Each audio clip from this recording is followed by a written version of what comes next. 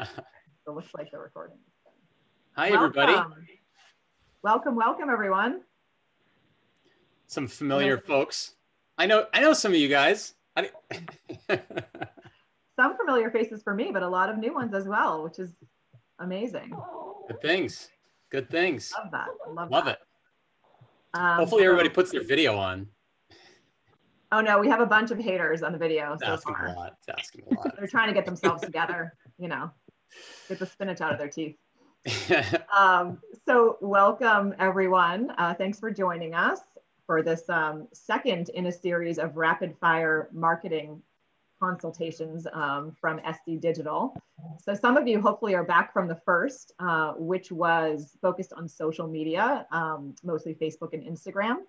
But I want to make sure that if you didn't get to attend that session, that you know it has been recorded, and we will send out the link in the follow-up to this session, because that's also some great material. And so this is number 2 in a series of rapid fires. And we're lucky to have Brad and Kate here. Brad is the, what do you call yourself? The co-founder and principal, is that correct? It's more about what other people call me, really. It's yeah, you're like the head guy or something. And then we have Kate, who is, I think, the general manager. Yes, got that right? Sure, okay, great. And they're going to teach us about Google today. If you don't know me, I'm Heather with the Chamber, the Membership and Community Partnerships Director over there. And we're doing these educational events on all different topics, but I think that marketing is top mind. So we're really happy to be able to bring these and bring the expertise of SD Digital to you guys today. Definitely want all your feedback after the event. We'll send out a post-event email that will also include links to further resources. But we want to hear your feedback on how you're finding this content and how helpful it is. And as far as format, feel free to submit your questions in the chat. And I think we'll, between the 3 of us, be following those closely. And Brad and Kate can, I think, knowing them, they'll probably stop and address it right away and kind of talk about it. And we can just do that as we go. So without further ado, I'll kick it over to you, Kate. Sure. Thank you so much. So thank you all so much for coming to our Rapid Fire Google Strategies webinar. We're really excited to talk about strategies today and some of the top tools in Google's toolbox. So first, we'll start off with a quick introduction to SD Digital. So a little bit about us. Our name, we're SD Digital, and we've been around since 2017. We're based out of Portsmouth, and we specialize in digital marketing strategies that help businesses and small and large businesses grow. We have a growing team with 8 full-time employees and a network of expert partners. So I'm Caitlin Konchak. I serve as the general manager, and I'm with Brad Solomon, our co-founder. He'll be doing most of the talking today and teaching you as much about Google as he can over the next 55 minutes. So now a quick agenda. We have a lot of information to go over today. So by the end of this presentation, our main goal is to make sure that you have a basic understanding of website SEO, a couple of Google's top business tools, including Google My Business, Google Ads, Google Guarantee, and Google Analytics. We'll be moving at a rapid fire speed. So if you have questions, please put them in the chat and we'll try to acknowledge them. We might save a couple for the end. But as we go through the different sections, we'll give you a couple quick pros and cons, and then also a couple tips for implementation of each strategy. So before we get started, we have a quick poll. Who here, with a show of hands, has used at least one of the tools listed on the slide? And you could use that. Right, perfect. If we don't see your, if you don't have your video on, then you can just use the little hand emoji or the thumbs up, or whatever. How many of you have used 2 or more? Perfect. Okay. Cool. Now, and who here who had their hands up? Who's confident in their ability to use these tools? All right. So we have a confident one. Perfect. So I'll hand it over to Brad, and we'll start with this rapid fire information. Yeah. So first of all, thank you guys. Thank you everybody for being here. We love doing this. We love being in the community. And thank you very much to Heather and the Manchester Chamber for letting us come here and do this. I guess the first question is why do we even have to be dealing with this? Why do we even have to be talking about this? I think the biggest thing about Google for every business, small, medium, large business, is that it does allow you to get your name out there completely for free and start establishing credibility and establishing brand awareness, no matter how much traffic you already have or how many customers you already have. So in that way, Google and just the internet overall has sort of leveled the playing field in the business world in a completely different way, more so than ever before. So what I first want to do is just establish what is called a SERP, right? Because we're going to be going down this list right here over the next hour. So a SERP is what's called a search engine results page, okay? And there's basically 4 different sections of the search engine results page, all of which we're going to talk about. The first section is what's called the Google Guaranteed Listings. This is a special section where you can pay to be in this program. We're going to talk about it. Second section are your paid ads. Third section over here are the Google My Business or the Google Maps listings. And then the fourth section are the organic listings. The reason that I established this up front is that a lot of times people ask us questions like, how do I get to the top of Google? And unfortunately, that's an impossible question to answer because I don't really know what they mean. I don't know which top they're talking about. And by the way, the top of Google can mean a lot of different things depending on what you're actually trying to get there for and what keyword, and we're going to get into all that kind of stuff. But these are the 4 kind of main things that we're going to cover. And then we're also going to cover Google Analytics as well. We're going to kind of give you the basics on how to, dominate as many of these different facets of the search results page that you possibly can for the maximum amount of visibility for your business. We're actually going to start from the bottom up. We're going to start with organic website SEO. So the first question that you really need to kind of understand, and I don't know why I capitalized D, but that's because I didn't have a copy editor to look at this first. Kate caught it right away though, I'm sure. So how does Google actually decide who to put where on this first page? Like, how does Google even figure that out? It's not really an easy question to answer, and it's not necessarily something that anybody here, myself definitely included, knows the 100% answer to, because Google is always sort of rearranging that. They're always coming up with new ways to rank businesses and so on. But at the end of the day, the most important thing is trying to get there, right? So there are some things that we know will influence this. So the first thing that I want to go through is, see, I told you, Heather, it's doing it again. Oh no. We are skipping. There we go. Let's see. Slide number 10. See, I'm telling you right now, it skips. These are the factors that we know make a difference on which websites get ranked on the first page of Google in the organic listings. Number 1, the actual performance of the site, the performance of the page, right? How fast the pages are. How much code, how much dirty code is actually on the pages and slows everything down. Google hates that stuff. They love fast websites. Number 2, site content. How relevant is your content based on that thing which is being searched for, right? So that's where a content generation strategy really comes in. A blogging strategy, having pages that have one purpose to rank for one particular keyword or keyword set, right? All those kinds of things really do matter. How mobile optimized is your site?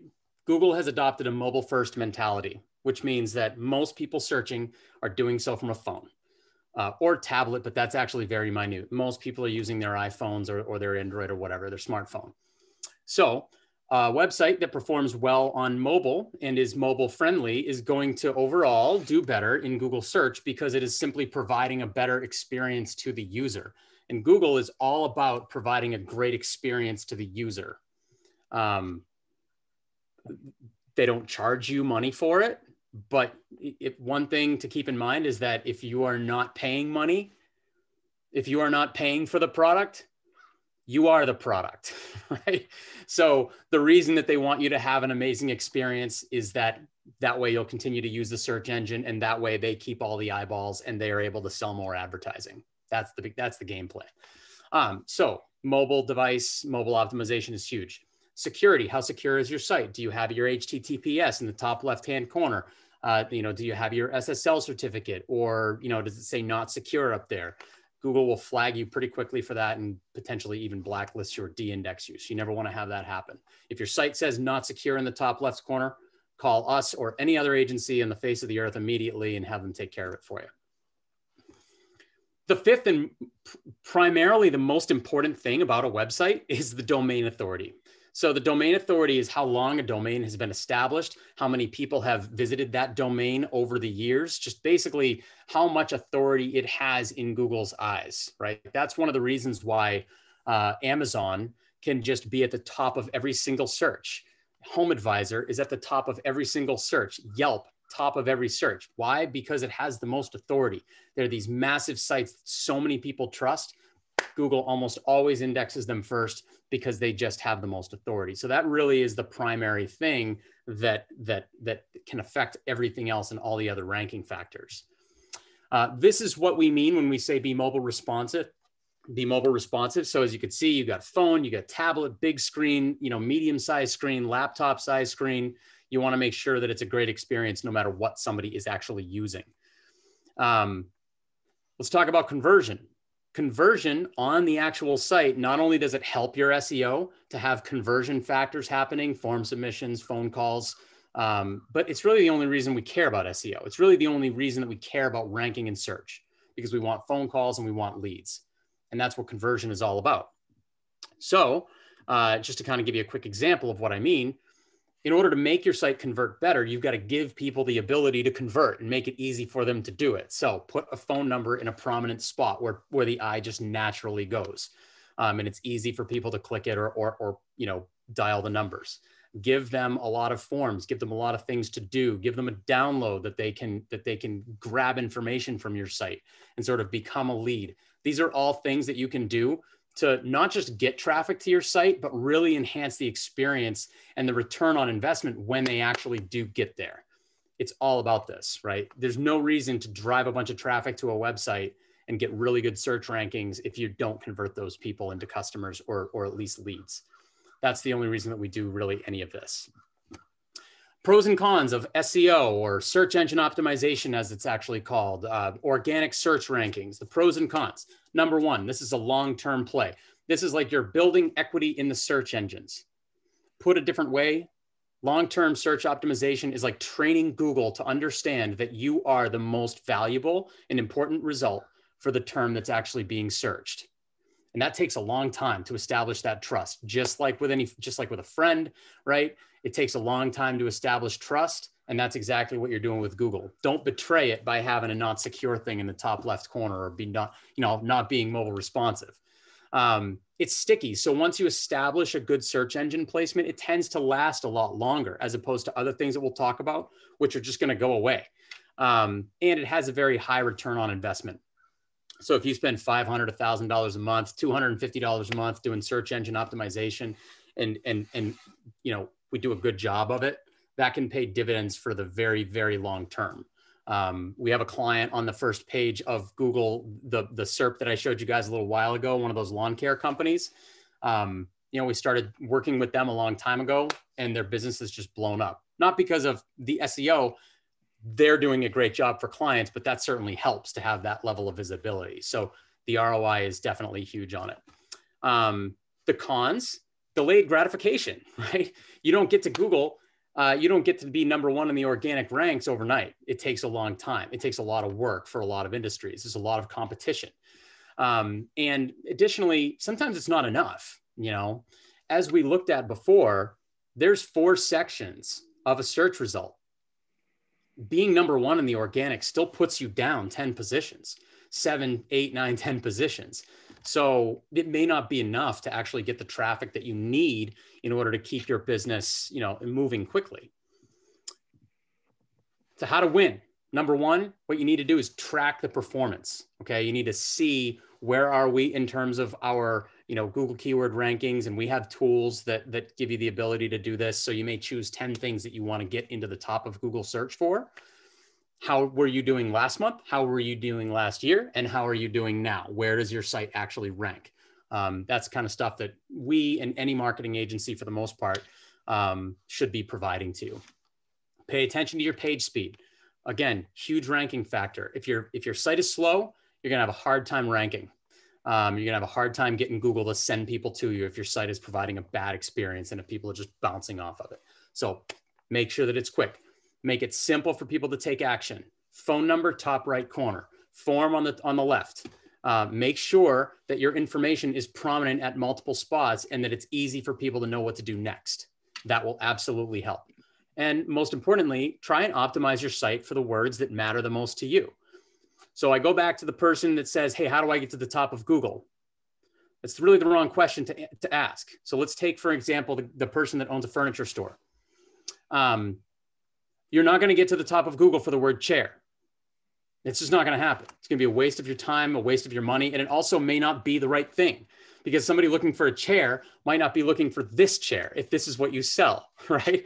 So if you own a furniture store and you tend to sell, trendier furniture, then what you want to do is some keyword research or have somebody do it for you that really looks at, okay, what are the things that people are actually searching for that would be a good match for your particular business? The word chair doesn't help you. If you sell office chairs, maybe chairs for office. Even better, if you want to go with something a little longer tail, fun chairs for the office. There's going to be less competition for that term. That means that it's lower hanging fruit for you and potentially a better customer that is really looking for what you actually sell. So choose your keywords wisely. Don't go crazy trying to rank for every single term, because first of all, you never will. Second of all, it's probably a losing strategy anyways. So it's 12:18. Are there any questions, Kate, that we should address right now, or should I move to the next section? Nope, you can move to the next section. Okay, cool. So I just want to show you guys a couple of other items here. So this is, again, what an organic search ranking looks like. So we're up here, hair salon, Salem, New Hampshire. We pass through, I can't overstate this. We pass through the Google Maps, we get to the organic listings. Again, Yelp is always going to be number one for the most part, if they're in your space. Same thing over here. Somebody's looking for standby generators. This client, LaPlante Electric, number one, or actually number two, because they're below this person. And then dominating the Google My Business section as well. So very important to be able to differentiate organic from paid from My Business. And speaking of My Business, let's talk about that, because Google My Business is probably the easiest, most valuable way for you to get your business kind of on the map, so to speak. And unfortunately, it's sort of ignored by people a little bit too much. So I want to talk a little bit about what Google My Business is and what your Google Map placement is. It is essentially this right here. So when you start a business, you basically sign up for a Google Map listing, and depending on probably thousands of different factors, you will show up in what's called the 3-pack for the given search term, right? So for instance, over here, I searched for Dover area car dealers, and these are the top 3 that I get. That doesn't mean that these 3 have the most reviews. It doesn't mean that they're the best. It doesn't mean that they're the longest. It doesn't even necessarily mean that they're the ones that are closest to my house. There is no really perfect formula for why Google decides to rank certain businesses in the maps the way that they do. But there are definitely things that we know they care about. And those are the things that we tend to focus on the most. So over here, if you have a Google My Business listing, the most important things that you want to be doing are, whoops, not that. You want to be, number one, making sure that all of your information is actually filled out correctly and that it has keywords in it. So if you sell a particular type of service or a particular group of services, make sure that you use as much of the info tab as possible and put all those terms in there, right? Because that's just going to trigger to Google that, hey, this is what this particular business does. Number 2, reviews. A review strategy is, I cannot stress enough how important it is to be getting online reviews, and not only getting them, but also trying to get them to talk about the things that your company does. So for instance, over here, if you look up online marketing Portsmouth, we do appear in the maps, but the most important thing is that it says right here, I would recommend SEO online marketing needs. So the reason that we show, and the reason that that particular review shows, is that it perfectly reflects what the person is looking for. And that is not an accident, right? That is sort of something that is a little bit baked into our strategy, and it should be baked into yours as well. Other things, products and services. So Google My Business now has different things that you can fill out for different products that you offer and different services that you offer. So for instance, right, Allison, I know that you guys do outsourced human resources, right? Well, that's 50 different things, right? You can include every single one of those services in here, right? Employee handbooks, job descriptions, all the things that you know people might be looking for can be a service that you enumerate in your Google My Business listing, and it will just make it so much more valuable. But you have to know it's there. So these are the 4 main things that I would definitely be looking at when it comes to Google My Business. Now, pros and cons of Google My Business. Number 1, it's easy to set up. That's a pro. I mean, you can set it up. It takes 5 minutes. They send you a little postcard. You know, many of our clients have said, I never got the postcard. Ask for it again, I guess. But, for the most part, it's no problem. I think they'll even send you a text message now or something. So that's pretty good. So it's easy to set up. It's highly important. You know, I can't stress that enough. It's very, very important that you pay attention to this. It's highly visible. I mean, it gets to the very, very top. It's above this. It's above the organic listings, and everybody has access to it. So that's a pro. The con is that everybody has access to it. So it's very level. So if you're just setting up a Google My Business profile and calling it a day and never doing anything with it, you're not optimizing it. You're not getting reviews. You're not making sure that the info is filled out. You're not getting your customers to post pictures. That's a detriment, you know, because if your next competitor is doing a better job, then they might show up higher. If you run into a problem, then that can be a challenge to get those addressed with Google, especially now, because, you know, they like everybody else has a little bit of a skeleton crew. And you know what, if you get a bad review, that can be a pain.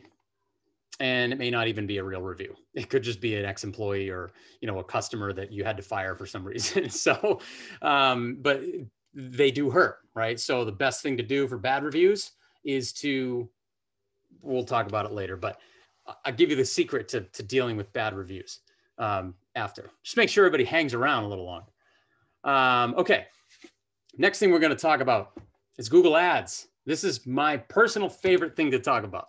My personal favorite thing to actually do. Not that I'm particularly good at it. There's a lot of people on the team that are a lot better at it than me, but I find Google Ads to be the most interesting and valuable thing that a business can do.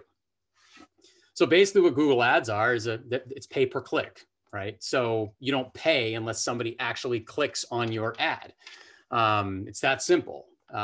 So, you know, if you're trying to only advertise to a certain area, or you only want to advertise for a very particular set of services, this is a great way to do it. Now, a lot of times whenever I talk about pay-per-click or Google Ads, there's somebody in the room that says, I always scroll right past those things. Why even bother with Google Ads, right? Everybody scrolls past, nobody clicks on those. So first of all, this is a fact, more than 40% of all the clicks go to the top results in Google. So if those are paid results, if they're Google Guarantee, if they're organic, if they're My Business, most of the clicks go to the top results. Not only that, but people that click on a Google ad tend to have higher commercial intent. So they're more likely to actually want to buy something than somebody that's doing research, who are more likely to actually click organic listings. But the other thing is that, look, Google made I think $46 billion in the third quarter. I looked it up this morning when we were putting this together. $46 billion. Almost all of that comes from ad revenue. So the notion that nobody clicks paid ads is just 100% completely false. It's definitely not true. Plenty of people click them. But also, if you don't think anybody's going to click it, then you should probably run it anyway, because you don't pay unless somebody clicks it. So, you know, you don't, if everybody just scrolls right by it, it didn't cost you a cent. So what's the big deal? So that's the reason that I think it's pretty important. The other piece is that you can hyper target the location. You can hyper target all of your keywords, how much intent somebody has. So let's just say, for instance, you are that landscaper and you only want to target people in very, very specific cities or very specific zip codes or even neighborhoods. If any one of those people in that neighborhood searches for lawn care near me, boom, I want to be top of search. But I don't want to be top of search if somebody over there searches for it. That kind of thing is available. That kind of thing is not just available, it's how you actually manage a good campaign. If you only want to work with companies of a particular size, you can do that with Google Ads. It can get very, very targeted, very sophisticated, and it's a lot of fun. You can set your budget. You know, you want to spend a couple hundred a month? Cool. You want to spend a couple thousand a month? That's fine too. You spend 2,000 this month and 200 next month? That's also fine. You can really modify it as you see fit. You get too busy, you can't take any more business, shut off your ads. So it gives you a lot of flexibility. Not only that, immediate returns. You can get immediate traffic to your website, whereas, you know, as with the other things we've talked about, that doesn't actually exist. It takes a long time to build up organic results in Google Maps. So now that we've talked about all the positives of Google Ads, these are the ways that you can blow your entire budget out of the water without actually generating a good legitimate click, is if you don't do it right. So we see that, and we see this all the time. This is one of the reasons that we do free Google ad reviews for clients who are either running ads or they have another vendor running their ads and they're just not sure if they're getting good returns. The reason we do it for free is that, first of all, we like it. Second of all, we almost always are able to identify things that are wasting a ton of money for them. So for example, over here, I'm looking for commercial plowing services near me. This guy is a commercial cleaning company. For some reason, he's bidding and and his ad is showing up for me here. And that is probably not by design. That is probably an accident. He probably doesn't want to show up here, because I looked at the website. I didn't click. I wasn't mean. I didn't click the paid ad. That's not my style. But I didn't see anywhere on the website that says that he does plowing services. So in this case, he might pay $3, $4, $5 for me to get to the website, and he doesn't even offer what I'm looking for. So that's the reason that somebody should be managing this on a daily, weekly, monthly basis, going, okay, what words actually produced our ads and produced those clicks, and where did our money get wasted, so that we can make sure it doesn't happen again. Because this can be a real issue, especially for bigger businesses that get a lot of clicks.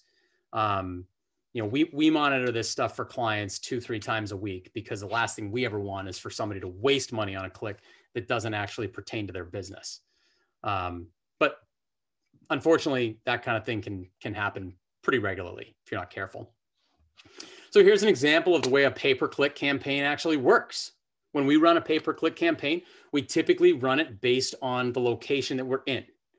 So for instance, we advertise on the Seacoast, and we advertise for very specific services: web development services, search engine optimization, PPC. The reason that we do that is that we want our ads to perfectly reflect what the person's looking for, right? So if they're on the Seacoast and they're looking for pay-per-click ads on the Seacoast, we want them to see an ad that says Seacoast Area Pay-per-Click Ads Agency. We basically want the ad to almost perfectly mirror their search intent. That is one of the ways that you get really good production out of your paid search. You don't just pick a bunch of keywords and send Google $500 and say, hey, let me know how it works out. It won't work out. It never will. So you definitely want to manage these things with a good amount of scrutiny. And when that person does ultimately come to your website, can't stress enough the importance of sending them to a page on your website that perfectly pertains to the ad that they saw and the keyword that they punched in. It should be very continuous. I'm on the Seacoast and I'm looking for pay-per-click ads. Perfect. I come to the website. It's a page about pay-per-click ads.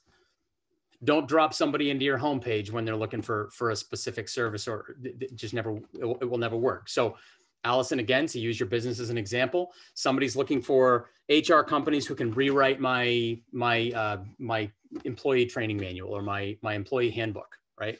That's the search term. That's what the ad should say. That's the page that they should see when they click the ad and visit your site. It should be, are you looking for somebody to rewrite your employee handbook? Great, call us. Here's the phone number, top right corner, or here's the form, fill it out and we'll call you back in 2 hours, right? That's kind of how the progression should work. And that is one of the key things that we see when we look at ads accounts that is wrong, is that people are being pushed to the homepage and then the customer has to figure out what to do next. And if the customer has to figure out what to do, they won't. They will probably just leave. You got about 2 to 3 seconds to really make it make sense.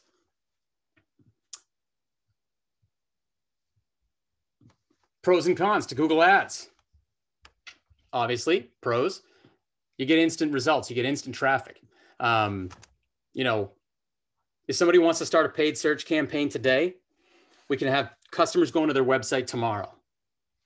Well, I mean, it takes a little while to set up, but you get it. I mean, it's very, very quick. It's pretty quick turnaround time. Google's fast about approving the ads. As long as you're working with somebody that knows what they're doing, they will get approved the first or second time. So it's a pretty quick thing. So for instance, let's say you do snow plowing, right? And you want to try and get it. I just need 10 more contracts to fill my schedule up for the rest of the winter. This is a great way to do it because people are looking for snow plowing in your area and you can get them just like that. You also only pay if you get a click, like we talked about before. If you never get anybody come to your website, you're never going to pay a dime. And it is highly targeted. So if you're only looking for snow plowing, but you're only looking in a particular area, and you only need 10 contracts, so you want to be able to shut it off when you get those 10 contracts, this is a nice way to do that. The cons, if your ad copy isn't good, if you are not properly managing it, if the website isn't fast, if the landing page doesn't load quickly, and if it doesn't speak to the snow plowing, right?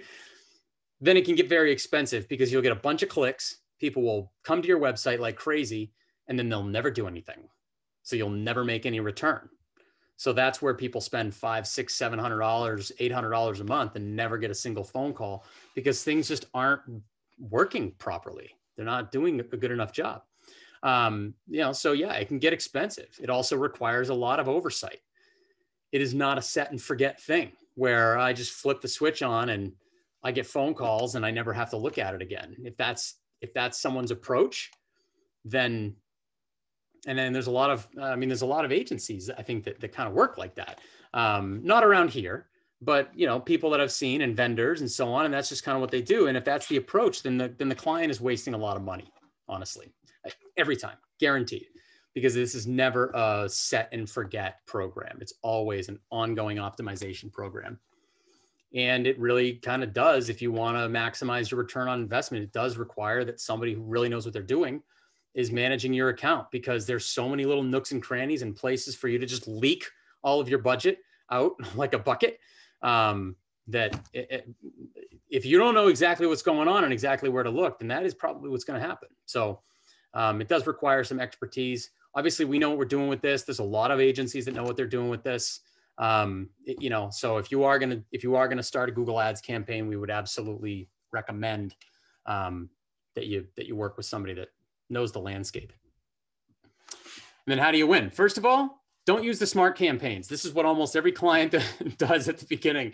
Google sends you an email and says, hey, we'll give you $100 of free ad spend. And all you have to do is spend $500 with us. Just click a few buttons and boom, your ad will be live.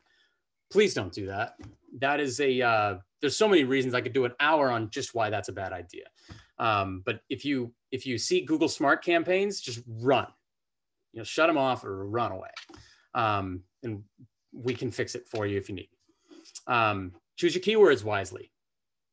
Don't just, if you sell trendy, fun, quirky red chairs, don't buy the keyword chair, because there's a very slim chance that the person just looking for the word chair is looking for your chair, right? Be more descriptive about it. I may only want to show up when somebody's looking for fun red chairs. Okay, that's okay, because that's exactly what you have. But otherwise, if you do it the other way, you'll just exhaust your whole budget and you'll never sell anything, unfortunately. As mentioned before, when you write your ads, be sure that they reflect the term that was punched into Google in order to produce the ad that the person saw. So if somebody's looking for commercial plowing services, the ad should say commercial plowing services, and the landing page that the ad goes to should say commercial plowing services at the top. That is how Google gives you a good quality score, which reduces your cost per click, increases your conversion rate, and all that good stuff. I talked about the landing page already. I don't need to stress it again. And then also, it's always a good idea when you pay money to get somebody to your website, make sure that you maximize that investment by retargeting them after they leave. So retargeting is, the little ads that pop up maybe when you go to another website later, but you still see that item that you looked at on Amazon. They're really following me around with these shoes or whatever, that's retargeting. And that's something that we can set up for you, or, anybody can, anybody that knows what they're doing here can set up for you. All right, Kate, I feel like I've been talking forever. Are there questions that I need to, that I should break this up a little bit? It's rapid fire. You're doing great. We do have a question. So Allison asked, what is the most important thing for a new business to do at the beginning when it comes to Google? So multi-pronged answer. First of all, you got to set up your Google My Business page, obviously, but put a review strategy in place. Online reviews are the single most valuable thing. And I mean, there's probably a lot of other people that would say that I'm completely off base here, but I got to tell you, almost 90% of people out there doing searches check online reviews first. Like, I'll be sitting there with my wife, right? And I'll be looking at a product and I'll go, hey, do you think I should buy this? Like, what do you think? And she doesn't even look up from what she's doing. She's like, I don't know. What do people say about it? What are people saying? What do the reviews say? You don't have to think about it. It's just second nature, right? And that goes for Google searches. It goes for social media ads, right? So the last webinar, we talked a lot about when you post something in social media, manage the comments. Why? Because when I see an ad in social media, the first thing I do is I go read the comments. And even if I like the thing being advertised, if people are talking smack about it, I am less likely to buy it, because as a human being, I want to go with the crowd. I want to feel a part of something. And I don't want to be the dodo that buys something that everybody else thinks is garbage, right? So you got to manage that kind of stuff, and you got to manage the online reviews. So the best way, and we talked a little bit before, the best way to deal with online reviews and make sure that you have good ones, and that or the best way to deal with bad reviews is to have a lot of good ones.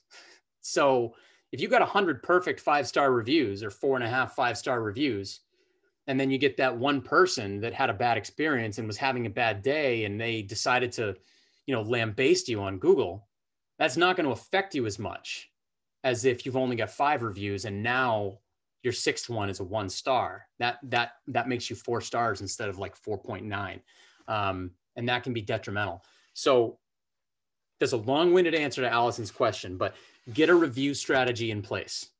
Have a way to get your customers to leave you reviews, whether it be an automated email that goes to them, which we can set up. We've set that up for lots of clients, whether it be just reaching out to clients directly and asking them. Just make sure that you have it in place. It can be business changing. Were there any? Okay. Yeah. We have 2 more. So Jeff asked about retargeting. What is the minimum volume to qualify for this? The minimum volume to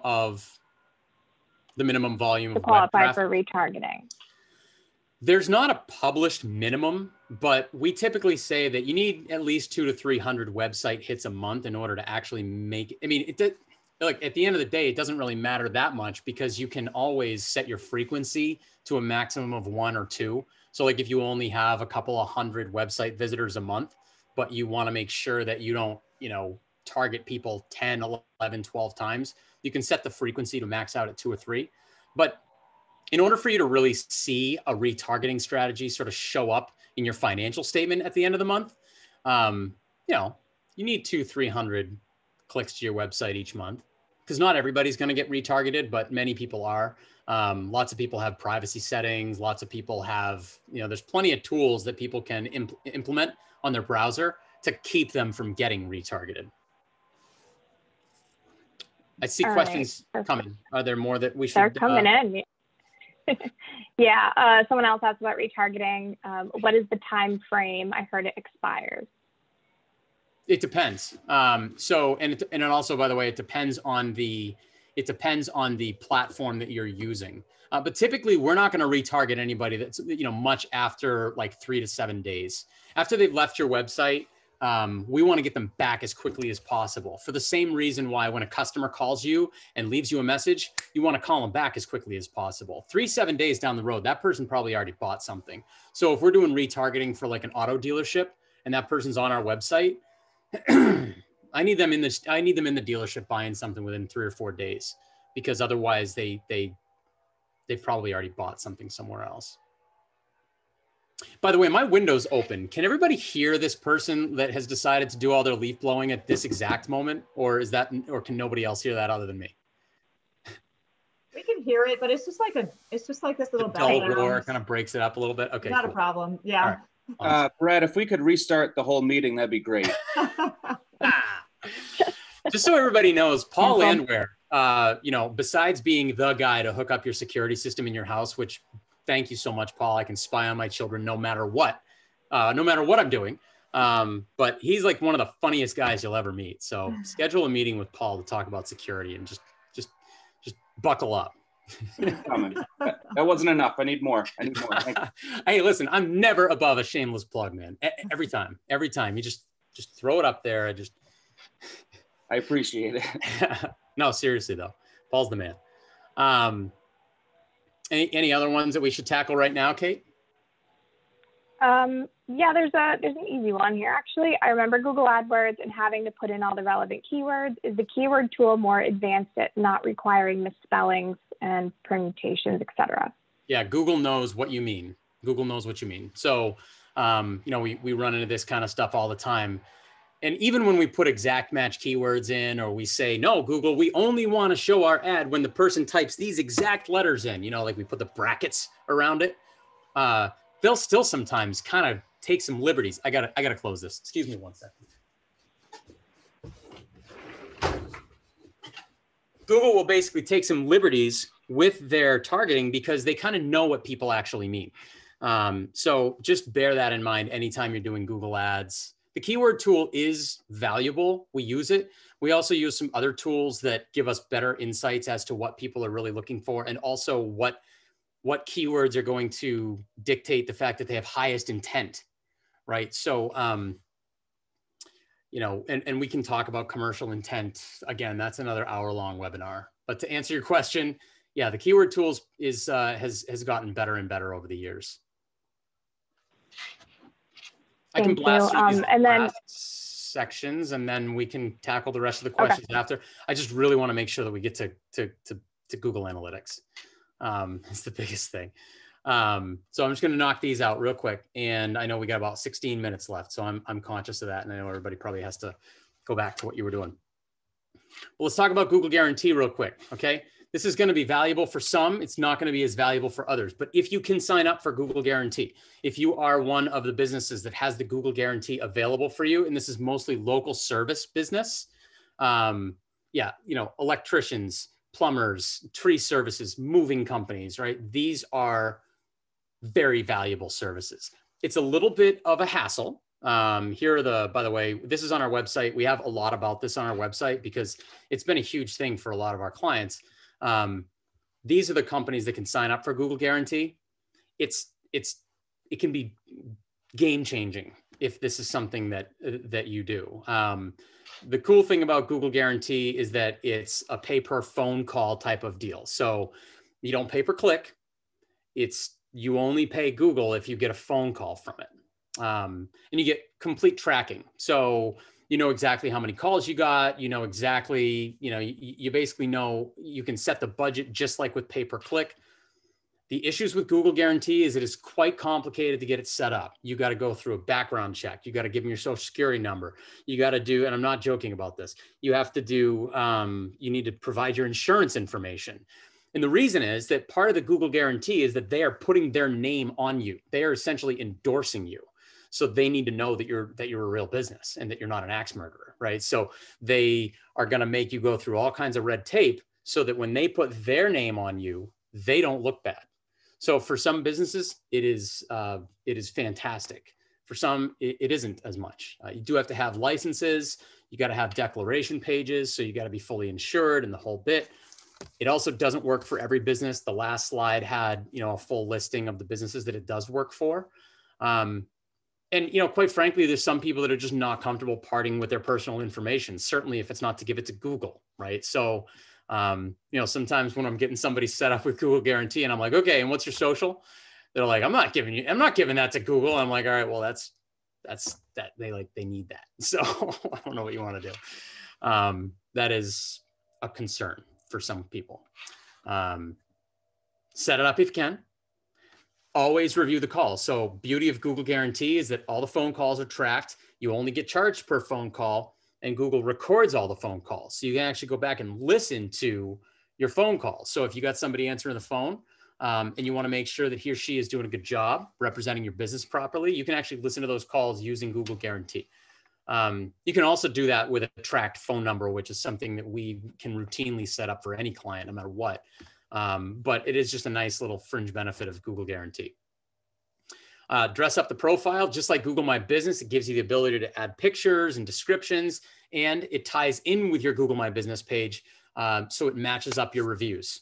So if you got 150, 200 reviews on your page, then those will translate over to your Google My Business page. I mean, your Google Guarantee page, sorry. And finally, Google Analytics, that thing that anybody who has a website absolutely needs to have hooked into their website so that you can see what's even happening with your website, who's coming, how long are they sticking around, all that kind of stuff. It's very straightforward to set up, okay? You go to analytics.google.com, you set up an account, they'll give you this little tracking ID here. And if you have a WordPress site, it's very easy to just download a plugin and put it in there. Or you can just, hard code it into the header, or you can use this tag right here. Or if you have an agency or a web developer, they'll knock it out for you in 2 minutes. But it's pretty straightforward to have, and there's absolutely no reason not to have it. And also not to pay attention to it because it's your business. Here's some examples of some metrics that you can get from Google Analytics. Where's my traffic coming from? Are they finding me organically, just clicking around, or are they coming directly, or are they coming from social media? Where's all my traffic coming from? How much traffic is there even? How long are they sticking around? Average session duration, the magic number is like 2 minutes for most businesses. So if you can get to 2 minutes, it's pretty good. That means that your conversion rate's going to go up. Bounce rate. This is how many people come to your site, leave after not even viewing a second page. So bounce rate, 70% is a little strong. We like to see that around like 60%. What's that? I don't know what that's all about. There's some little animation that happened there. I don't know what this is. I actually don't know what this is or what is happening here, but this looks like it's somebody either hacking into my computer or somebody making a little drawing. So under your presenter, you accidentally clicked the button that says highlight and you've highlighted your screen because you're moving your mouse. I think it looks great. I did, huh? I thought you were going to tie that in, Brad. I was like, where is he going with this? No, not at all. I mean, we can do like interpretation. Like, what do you see? I see a ladybug. I have no idea what this even is, but I also know that we're on a time crunch, and if everybody can get by it and ignore it for a little while, eventually it'll be like it's not even there. If you stop sharing and reshare, it should go away. Is that what'll happen? Okay, cool. Let me do this. That's a good experiment. Allison is the best. Can I tell you how awesome Allison is, and just how fantastic Blue Lion is at doing outsourced human resources, and for anything that you need as far as human resources goes. Allison Miliota, you're going to want to call her. Thank you so much for that, because that red thing would have been there the whole time. Maybe we can cut that out of the recording. But this is so this is another example, so if I want to see trends, this is another really important thing. So it's not just the moment in time. It's also just, is my site traffic trending up? Is it trending down? What's actually happening? If you see something that sort of alarms you, then, it at least tells you so that you can take some action and figure out how to deal with it. Now, pros and cons. Pros, it gives you all the information that you need to know about your website. It tells you everything that's happening, where your visitors coming from, what part of the country, what state, what part of the state. It's all in Google Analytics. Google's tracking everything. The cons, for many people, it's almost impossible to understand. My business partner, my cousin Matt, for instance, is an absolute ninja when it comes to Google Analytics. He can just zip around this thing like nobody's business, but it is literally a language that only certain people actually understand. They use different words for everything, and I don't really know half of it. So that is a definite con to Google Analytics. It can be a little bit tough to navigate. And getting it installed can be a little problematic unless you know web design. Sam Wood on this call from Loud Canvas, he can knock that puppy out for you in 30 seconds flat. So, you know, there's a lot of stuff that you can do with this. Now, what we recommend is that you first try to understand just the basic terminology, like what's the difference between a visit and a visitor? What's the difference between a visit and a unique visit, right? So those are like basic things that you're going to want to know because they help you inform decisions. But also there's really cool dashboards that you can use. Like we set every client up with this dashboard that makes it look a lot easier to digest. You can also do things like track certain actions on your site that you want people to take. For instance, form submissions. I want to know how many website hits I have to get in order to get a form submission. How many websites do I have to get, hits do I have to get in order to get a phone call, right? If you can figure those things out, then it becomes a little easier to scale your business, right? Because then you just go, okay, well, I know that it takes 50 hits to get a phone call.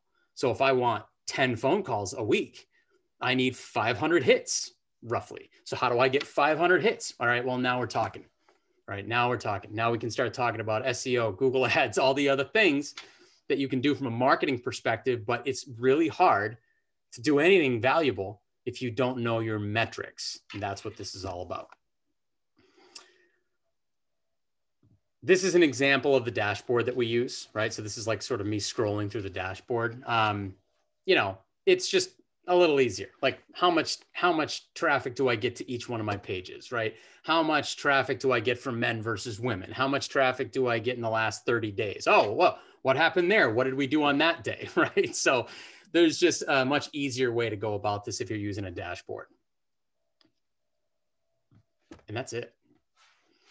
That's my time. So we got 7 minutes left. Any other questions that we should, and I can go a little bit longer. So if there's other stuff that we can go over. Sure. So let me go back. Paul asked, what are the most important things people need to do in creating a website? Mobile. Big question. Mobile friendly. Easy. Mobile friendly, easy to find your phone number. I mean, honestly, it seems really simple, but we see so many websites where those things are not under control that it's like, you got to stress that stuff. So make your site very mobile friendly. And the hard part is that most websites are designed on desktops, right? So by the time the website goes live, maybe nobody's even looked at it on mobile. And, you know, so that's number one, make sure that people can have a great experience on it from a mobile device. Make sure that your conversion points are prominent and easy to find. I say phone number either in the top right corner, or on a lot of our websites, we actually put a little phone icon in the bottom right corner because most people scroll with their right hand. So it's a little phone, and it's a little animated phone thing that jumps out at you every few seconds. And that's in the bottom right-hand corner. And it's subtle, so it's not annoying, but it's easy for the thumb to just press. So just little things like that can make a huge difference. Also, if you do have Google reviews, if you've got great testimonials and great feedback, use it. Use it on your website. And the more you can show that it's legitimate feedback, the better off you're going to be. So if they're Google reviews, show the Google logo. Use a plugin to actually show it. That way you're not just, people don't think that you're just copying and pasting a testimonial onto your site. You know, the more legitimacy you can give to that feedback to make people feel comfortable, the higher your conversion rate's going to be. It's not rocket science. What else? That was actually the last one. Okay. I did want to mention that we're offering a free audit. And I'm sure you were going to bring this up, but we are offering a free audit. So I did put a link in the chat. I actually wasn't going to bring that up, but thank you very much, for mentioning that. No, like I mentioned, we talked about it a little bit before, but you know, whether it's you want to know how well your website is ranking in Google search, we can run a nice analysis for you. If you want to know if your website has a bunch of errors on it, and dead links, or who is linking to your site, because that can be detrimental too. If you have toxic domains actually linking to your website, that can negatively affect you. The only way to know is to run a backlink analysis. We can help you with that as well. But also if you're running Google ads, you're spending $500 to $1,000 a month, either on your own or you're paying a vendor to do it and you're not quite sure if you're getting a good return on investment, and you just want a marketing professional to take a look at it with no strings attached. We're perfectly happy to do that. We love doing it. It's a lot of fun. And almost always we're able to pinpoint 3 or 4 things that you can do today to get better performance. So right, it's like one of those things you say, do you want to know? Like nobody really wants to know because it's scary. Yeah, but keep in mind, no, I'm kidding. Like you need to know, but you're almost like afraid to even look deeper. Don't be afraid.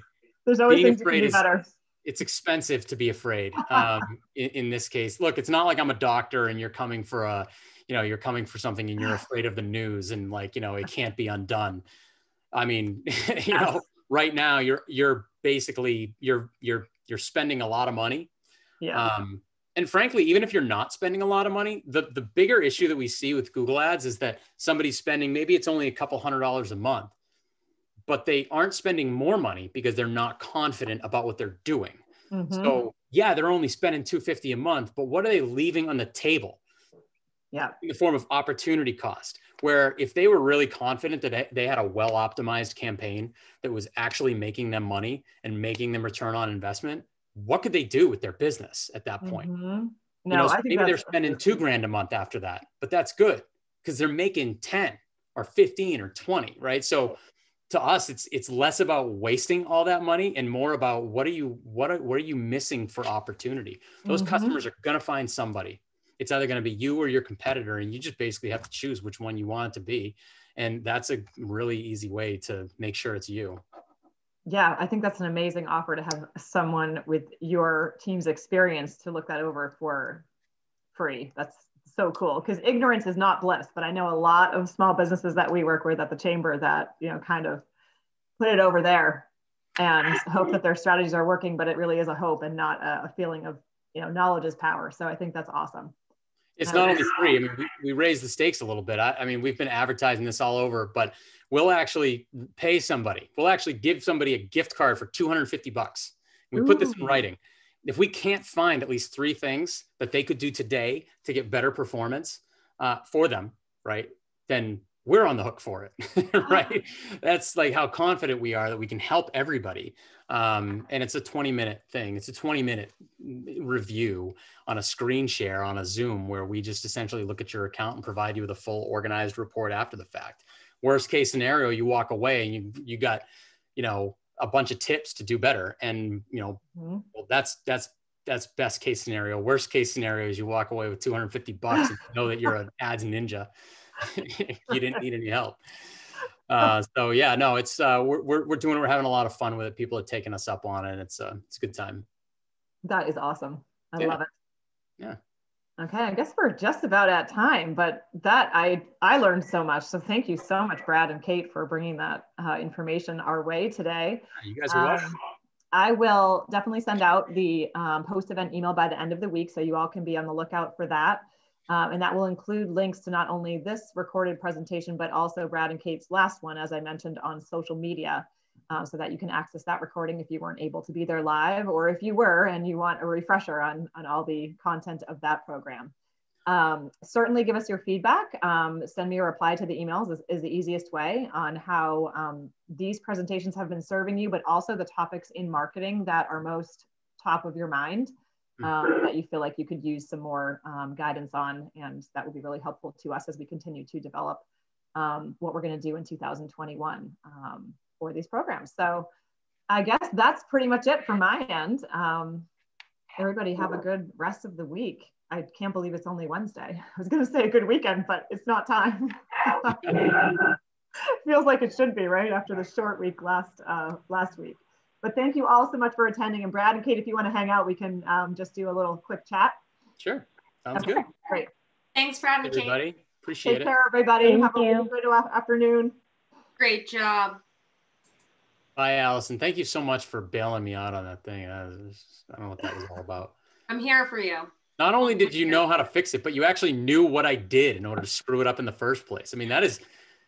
So during my BNI, I actually use it during my presentation. But intentionally, not unintentionally. Yeah, you're right. It was diagnosis and treatment. That was pretty impressive. So you'll like this, Brad. If you hover over where your screen share is, there's actually a laser pointer. You hit laser. It should be in the left, just below your. Yeah. Oh, girl, look at that. You could even. Ooh. Hey, look at this right up here. You see this number right here? This means that you're losing money. See that? Caitlin, I'm sorry in advance. Bye, guys. See you later, Allison. Bye.